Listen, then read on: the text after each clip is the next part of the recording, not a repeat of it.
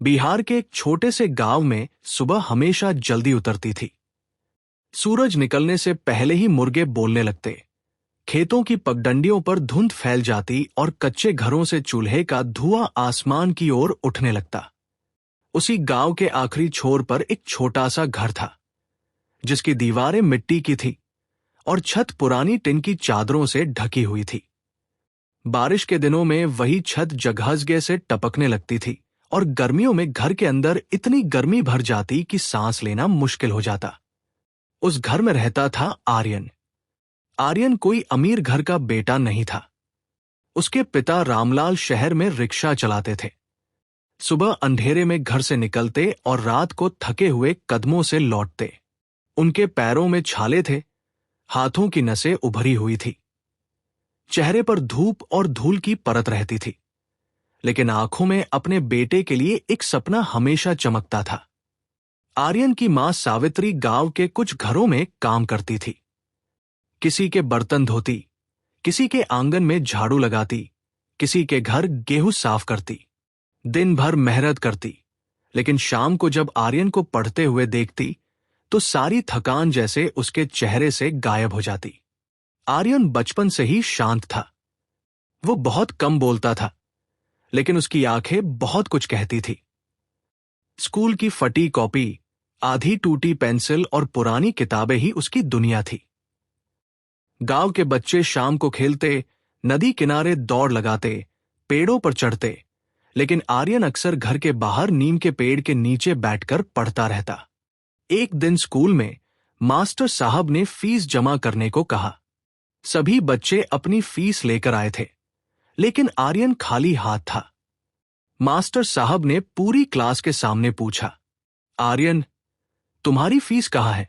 आर्यन ने धीरे से कहा, सर, बाबूजी शहर गए हैं, इस हफ्ते दे देंगे। क्लास के कुछ बच्चे हंसने लगे। एक लड़का बोला, इसके बाबूजी रिक्शा चलाते हैं, ये क्या पढ़ेगा? दूसरा बोला, ये बड़ा होकर खुद रिक्शा चलाएगा। पूरा कमरा हंसी से भर गया। आर्यन की आंखें झुक गई। उसने कुछ नहीं कहा, लेकिन उसके अंदर जैसे कुछ टूट गया। स्कूल से लौटते समय वो रास्ते भर चुप रहा। घर पहुंचकर उसने अपनी किताबें एक कोने में रख दी और बाहर आंगन में बैठ गया। मां ने पूछा, क्या हुआ बेटा, आज पढ़ाई नहीं करेगा? आर्यन बोला, मां, गरीब आदमी के बच्चे पढ़कर कुछ बन सकते हैं क्या? सावित्री कुछ पल उसे देखती रही, फिर उसके पास बैठकर बोली, बेटा, गरीब का बच्चा अगर मेहनत करना सीख जाए तो उससे बड़ा कोई नहीं होता। अमीर के पास पैसे होते हैं, लेकिन गरीब के पास दर्द होता है, और दर्द अगर सही दिशा में लग जाए तो इंसान पहाड़ भी काट देता है। उसी शाम जब रामलाल शहर से लौटे, उनके हाथ में कुछ सिक्के और मुड़े हुए नोट थे। उन्होंने थके हाथों से जेब से पैसे निकाले और सावित्री को दिए। सावित्री ने कहा, आज आर्यन उदास है। रामलाल ने बेटे को बुलाया। काहे उदास है रे? आर्यन ने सब बता दिया। रामलाल कुछ देर चुप रहे, फिर उन्होंने अपने खुरदरे हाथ आर्यन के सिर पर रखे और कहा, लोग क्या बोलते हैं, उससे आदमी छोटा नहीं होता। आदमी तब छोटा होता है जब वो खुद अपने सपने छोड़ दे। तू पढ़ बेटा, तू इतना पढ़ कि एक दिन वही लोग तुझे देखकर सिर झुका लें। उस रात आर्यन देर तक जागता रहा। लालटेन की रोशनी में किताब खुली थी, लेकिन उसके दिमाग में मास्टर साहब की आवाज, बच्चों की हंसी और पिता के शब्द घूम रहे थे। उसने अपनी कॉपी के पहले पन्ने पर बड़े अक्षरों में लिखा, मैं बड़ा आदमी बनूंगा, मैं वर्दी पहनूंगा, मैं गरीबों की आवाज बनूंगा। समय गुजरता गया। आर्यन बड़ा होने लगा। घर की हालत वही थी, लेकिन उसके सपने और बड़े हो गए थे। वो स्कूल में हमेशा पहले आता। कई बार उसके पास कॉपी खरीदने के पैसे नहीं होते तो वो पुराने अखबारों के खाली हिस्सों पर लिखता। किताबें खरीदने के लिए पैसे नहीं होते तो वो सीनियर बच्चों से पुरानी किताबें मांगता। कई पन्ने फटे होते, कुछ सवाल गायब होते, लेकिन वो फिर भी पढ़ता। गांव के लोग अक्सर कहते, रामलाल, लड़के को इतना पढ़ाकर क्या करेगा? काम धंधा सीखा, घर में कमाने वाला हाथ बढ़ेगा। रामलाल मुस्कुराते और कहते, मेरा बेटा मजदूरी करने के लिए पैदा नहीं हुआ है, वो पढ़ेगा। ये सुनकर लोग हंसते। रिक्शावाले का बेटा अफसर बनेगा। रामलाल चुप हो जाते, लेकिन उनके चेहरे पर अपमान नहीं, विश्वास दिखता। एक दिन आर्यन शहर गया। उसने पहली बार बड़े बड़े दफ्तर देखे, पुलिस स्टेशन देखा, अधिकारी देखे। वहां उसने एक आईपीएस अधिकारी को देखा। साफ वर्दी, मजबूत चाल, आंखों में आत्मविश्वास, और लोग उन्हें सम्मान से सलाम कर रहे थे। आर्यन के कदम वहीं रुक गए। उसने अपने पिता से पूछा, बाबूजी, ये कौन है? रामलाल बोले, बेटा, ये बड़े पुलिस अफसर हैं, कानून संभालते हैं। गलत आदमी इनसे डरता है और सही आदमी इन पर भरोसा करता है। आर्यन ने उस अधिकारी को जाते हुए देखा। उस दिन उसके दिल में जो सपना था, उसे नाम मिल गया, आईपीएस। उसने तय कर लिया कि चाहे कुछ भी हो जाए, वह आईपीएस बनेगा। 12वीं के बाद आर्यन शहर पढ़ने चला गया। गांव छोड़ते समय मां ने उसके बैग में 2 जोड़ी कपड़े, एक पुराना तौलिया और घर की बनी सत्तू की पोटली रख दी। जाते वक्त सावित्री की आंखें भर आई। उसने कहा, बेटा, शहर बड़ा होता है, लोग भी बड़े बड़े मिलेंगे, लेकिन तू अपना दिल छोटा मत करना। रामलाल ने जेब से 100 रुपए निकाले। वही पूरे हफ्ते की बचत थी। उन्होंने आर्यन के हाथ में रख दिए। ये ज्यादा नहीं है बेटा, लेकिन इसमें तेरे बाप का भरोसा है। आर्यन ने पिता के पैर छुए। बाबूजी, एक दिन आपको रिक्शा नहीं चलाने दूंगा। रामलाल हंस दिए, लेकिन उनकी आंखें गीली थी। मुझे रिक्शा चलाने से दुख नहीं बेटा, मुझे खुशी तब होगी जब तू अपने दम पर खड़ा होगा। शहर की जिंदगी आसान नहीं थी। आर्यन एक छोटे से कमरे में रहता था, जहां एक खिड़की थी, एक टूटा पंखा और फर्श पर बिछाने के लिए पतली चटाई। कमरे का किराया कम था, इसलिए मकान मालिक भी ज्यादा ध्यान नहीं देता था। कभी पानी नहीं आता, कभी बिजली चली जाती, कभी कमरे में चूहे दौड़ते, लेकिन आर्यन के पास शिकायत करने का समय नहीं था। सुबह कॉलेज, दोपहर लाइब्रेरी, शाम को बच्चों को ट्यूशन और रात में अपनी पढ़ाई। कई बार भूख लगती, लेकिन पैसे बचाने के लिए वह चाय और 2 बिस्कुट खाकर रह जाता। मां फोन करती तो पूछती, खाना खाया?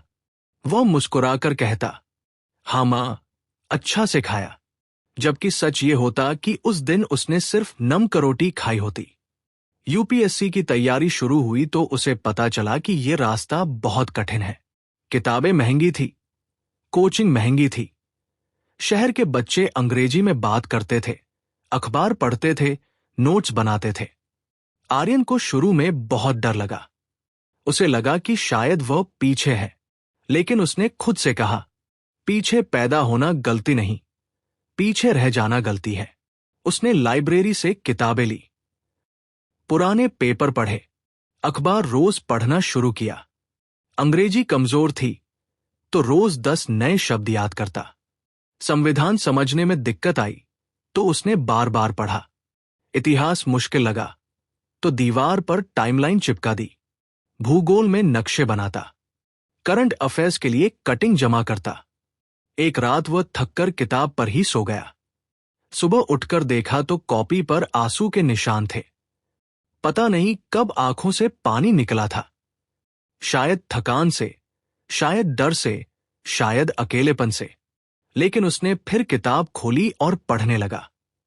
पहली बार उसने यूपीएससी की परीक्षा दी। वो बहुत मेहनत करके गया था, लेकिन परिणाम आया तो उसका नाम सूची में नहीं था। वो प्रीलिम्स भी पास नहीं कर पाया। उस दिन शहर की भीड़ में चलते हुए उसे सब कुछ धुंधला लग रहा था। वह कमरे में आया, दरवाजा बंद किया और फर्श पर बैठ गया। पहली बार वो सच में टूट गया। उसे लगा जैसे सालों की मेहनत बेकार चली गई। उसी रात गांव से मां का फोन आया, बेटा, रिजल्ट आया। आर्यन चुप रहा। मां समझ गई। उसने धीरे से कहा, नहीं हुआ। आर्यन की आवाज भर्रा गई। मां, मैं हार गया। माँ ने तुरंत कहा, नहीं बेटा, तू हारा नहीं, बस अभी चुना नहीं गया। आर्यन रो पड़ा।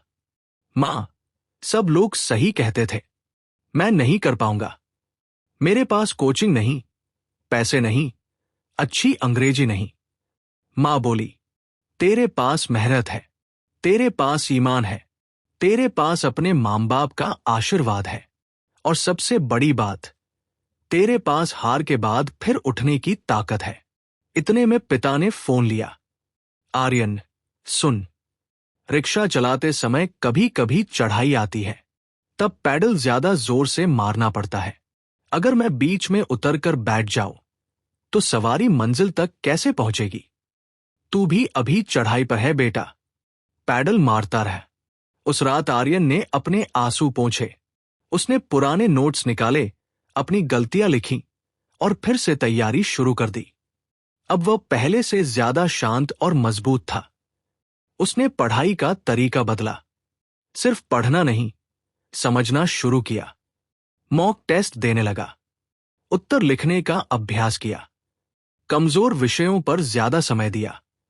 वो अब हार से डरता नहीं था, क्योंकि हार ने उसे सिखा दिया था कि कमजोरी कहाँ है। दूसरे प्रयास में उसने प्रीलिम्स पास कर लिया। उस दिन उसने सबसे पहले पिता को फोन किया। बाबूजी, पहला पड़ाव पार हो गया। उधर से रामलाल की आवाज आई। मुझे पता था, लेकिन असली लड़ाई अभी बाकी थी। मुख्य परीक्षा बहुत कठिन थी। दिन रात पढ़ाई, लिखाई, सोच, विश्लेषण। आर्यन की जिंदगी सिर्फ किताबों में बदल गई। उसके दोस्त घूमने जाते, फिल्म देखते, त्योहार मनाते, लेकिन वह कमरे में बैठा जवाब लिखता रहता। दीपावली आई तो गांव नहीं गया। मां ने फोन पर कहा, बेटा, घर आ जाता। आर्यन बोला, मां, इस बार नहीं, अगली बार मैं ऐसा आऊंगा कि पूरा गांव देखेगा। मां चुप रही, लेकिन उसके चेहरे पर गर्व था। मुख्य परीक्षा खत्म हुई। महीनों इंतजार चला, फिर परिणाम आया। आर्यन पास था। अब इंटरव्यू बचा था। इंटरव्यू के दिन वह साधारण सफेद शर्ट और पैंट पहनकर गया। उसके पास महंगा सूट नहीं था, लेकिन चेहरे पर आत्मविश्वास था। बोर्ड ने उससे पूछा, आप आईपीएस क्यों बनना चाहते हैं? आर्यन ने कुछ पल सोचा, फिर बोला, सर, क्योंकि मैंने बचपन से देखा है कि गरीब आदमी पुलिस स्टेशन जाने से डरता है। वो सोचता है कि उसकी बात कोई नहीं सुनेगा। मैं ऐसी पुलिस सेवा का हिस्सा बनना चाहता हूं, जहां गरीब आदमी। एक सदस्य ने पूछा, अगर आपके पिता रिक्शा चलाते हैं तो क्या आपको कभी शर्म महसूस हुई? आर्यन ने सीधे उनकी आंखों में देखा और कहा, नहीं सर, मेरे पिता रिक्शा नहीं चलाते, मेरे सपने चलाते हैं। उनकी मेहनत मेरी पहचान है, शर्म नहीं। कमरे में कुछ पल सन्नाटा छा गया। महीनों बाद अंतिम परिणाम आया। आर्यन अपने कमरे में बैठा था, हाथ कांप रहे थे। उसने वेबसाइट खोली, रोल नंबर डाला। स्क्रीन पर नाम आया, आर्यन कुमार, चयनित, भारतीय पुलिस सेवा। कुछ सेकंड तक वह स्क्रीन देखता रहा, फिर उसकी आंखों से आंसू बहने लगे। उसने फोन उठाया और मां को कॉल किया। मां, हाँ बेटा, मां, आपका बेटा आईपीएस बन गया। उधर से कोई आवाज नहीं आई। फिर रोने की आवाज आई। सावित्री सिर्फ इतना कह पाई, भगवान तेरा भला करे बेटा। रामलाल ने फोन लिया। उनकी आवाज कांप रही थी, बेटा, आज रिक्शा हल्का लग रहा है। ट्रेनिंग के बाद जब आर्यन पहली बार आईपीएस की वर्दी पहनकर गांव लौटा, तो पूरा गांव उसे देखने आ गया। वही लोग जो कभी हंसते थे, आज सड़क के दोनों तरफ खड़े थे। बच्चे फूल लेकर आए थे, बुजुर्गों ने आशीर्वाद दिया। स्कूल के वही मास्टर साहब भी आए, जिन्होंने कभी फीस के लिए उसे डांटा था। उनकी आंखों में शर्म और गर्व दोनों थे। आर्यन घर पहुंचा। मां दरवाजे पर खड़ी थी। वह उसे वर्दी में देखकर कुछ पल तक बोल ही नहीं पाई। फिर उसने धीरे से आर्यन के कंधे पर लगे सितारों को छुआ और रो पड़ी। बेटा, ये सच है? आर्यन ने मां के पैर छुए। हाँ मां, ये आपके आंसुओं का जवाब है। रामलाल पास खड़े थे।